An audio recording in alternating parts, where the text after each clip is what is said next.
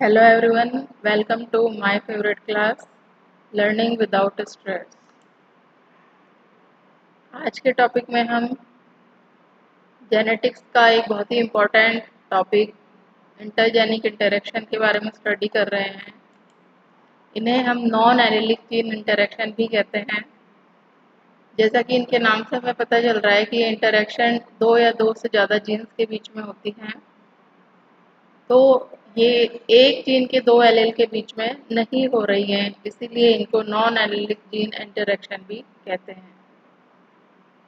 इसके रिजल्ट में हमें एक नॉर्मल फिनोटाइप से डिफरेंट कैरेक्टर देखने को मिलते हैं।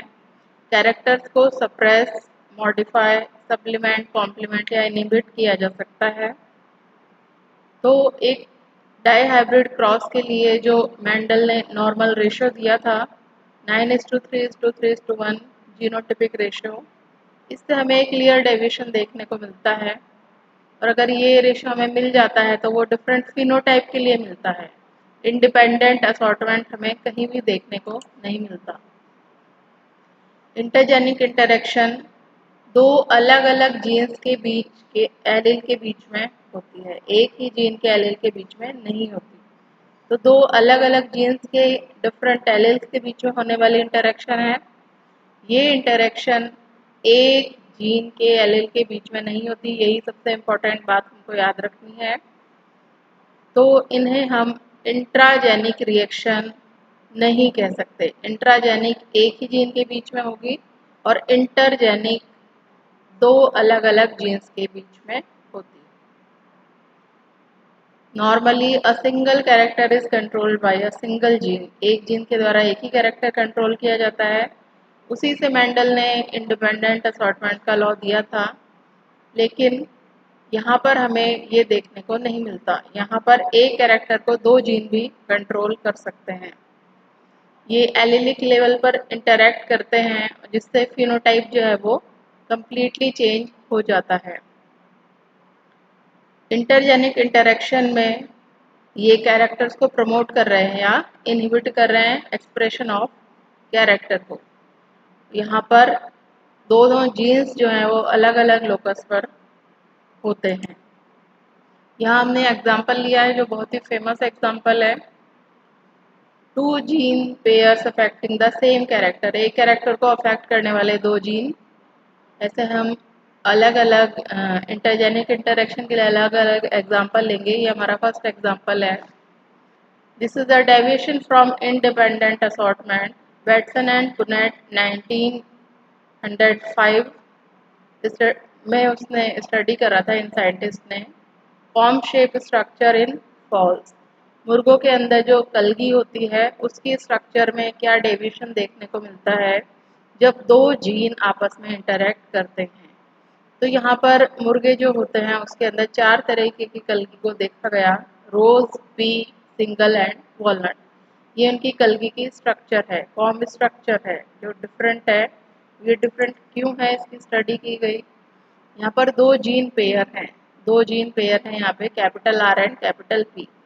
ये हमको क्लियर है कि कैपिटल लेटर हम डोमिनेंट के लिए लिखते हैं और स्मॉल लेटर रिसेसिव के लिए लिखते हैं। तो यहाँ पर रोज जो फॉर्म टाइप है वो एक डोमिनेंट जीन कैपिटल आर से कंट्रोल है। कैपिटल आर होमो या हेट्रोजाइगस में होगा तो रोज टाइप की हमको फॉर्म देखने को मिलेगी। पी जीन के द्वारा कंट्रोल किया गया है। डोमिनेंट कंडीशन में जब ये होमो या हेट्रोजाइगस कंडीशन होगी तब pea type of form will be seen in fowls. Single में जब दोनों ही रिसेसिव कंडीशन में होंगे और होमोजाइगस कंडीशन में small r small p small p. Walnut जब both the genes are present in homo और heterozygous condition, here both dominant genes are present, capital R and capital P.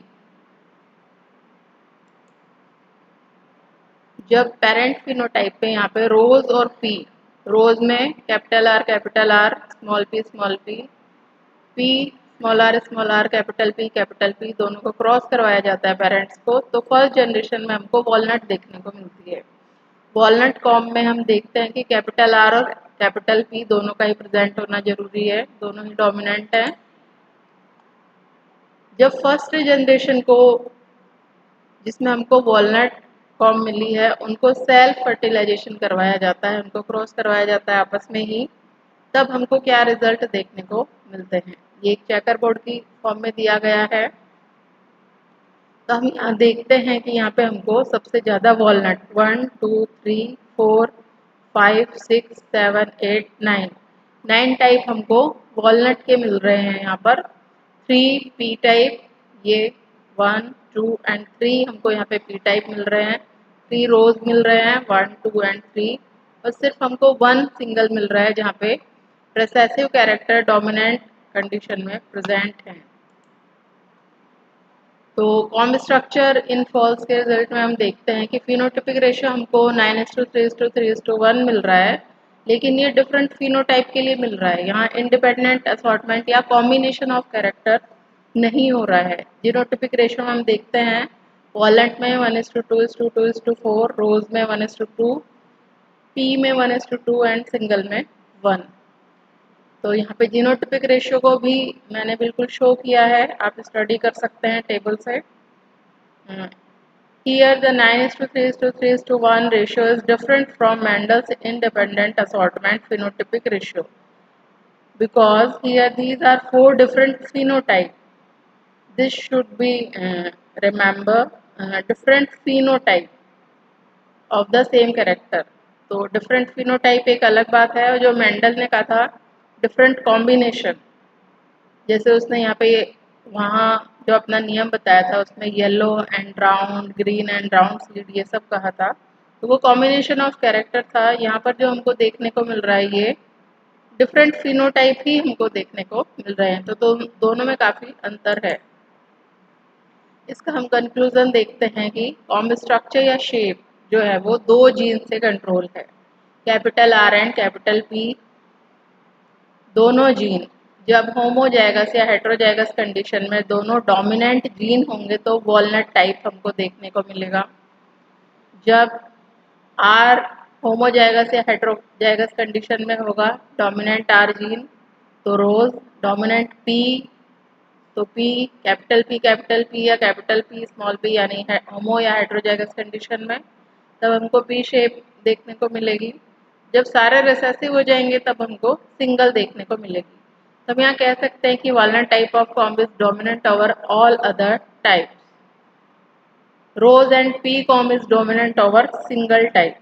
तो ये conclusion निकलता है कि वॉलनट सबसे ज़्यादा डोमिनेंट है, उसके बाद रोज और पी है, और सिंगल सबसे रिसेसिव कंडीशन में यहाँ पे हमको देखने को मिल रही है।